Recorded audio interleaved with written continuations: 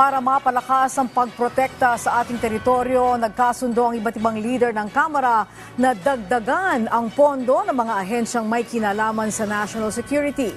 Ito ay sa pamamagitan ng paglilipat ng confidential at intelligence funds mula sa mga ahensyang walang kinalaman sa pagbibigay ng seguridad. Ang sentro ng balita niya mula kay Karen Villanda, live.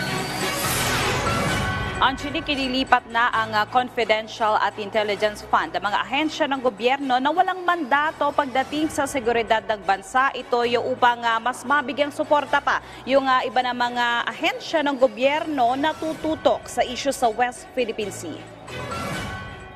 Sa joint statement na inilabas sa mga lider ng Kamara mula sa iba't ibang partido na pagdesisyon ng ilipat sa ibang ahensya ng gobyerno na may kinalaman sa intelligence at surveillance ng bansa ang Confidential at Intelligence Fund na mga ahensyang walang mandato ukol sa seguridad ng Pilipinas.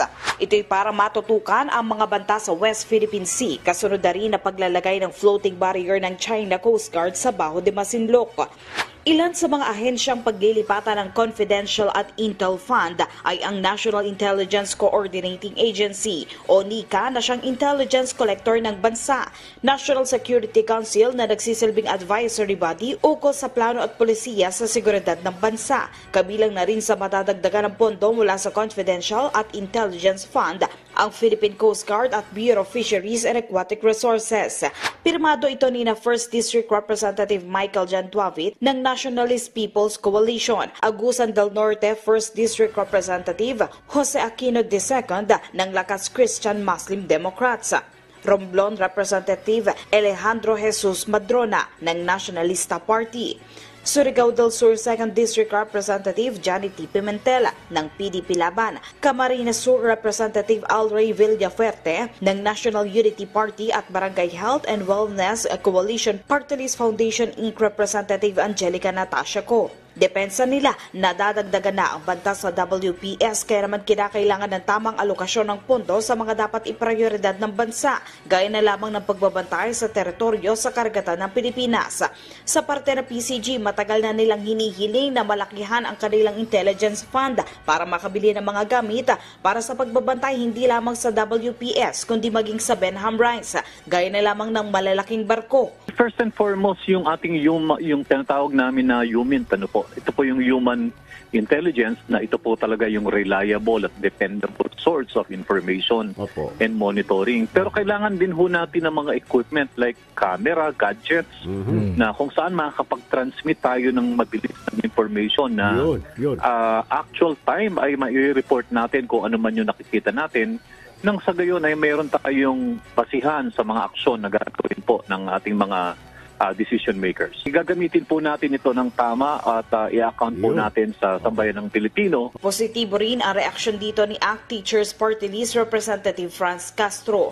Ako po ay tuwang-tuwa. Nakita ko yung yung decision ng leadership na lahat ng party, halos lahat ng parties dito sa Kongreso ay talagang nagdesisyon na ilipat ang confidential fund doon sa doon sa kinauukulan, doon sa tamang mga ahensya na magpoprotekta doon sa ating mga mangingisda, lalong-lalo na ngayon Kong Erwin talagang very aggressive yung China.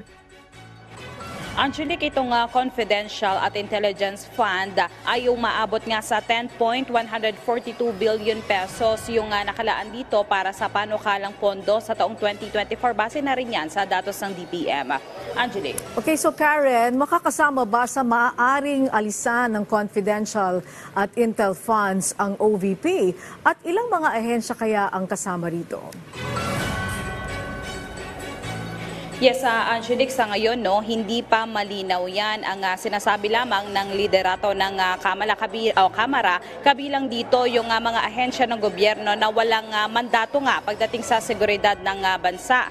Hindi pa natin alam kung sila ay tatapyasan o tuluyan ang tatanggalan ng Confidential at Intelligence Fund. Samantala, Angelique, sa ngayon, kasalukuyan nakasalang sa budget deliberation ang Office of the Vice President at kanina nakita na din nating dumating dito si Vice President Sara Duterte at isusunod naman yung budget deliberation para nga sa panukalang pondo ng DepEd.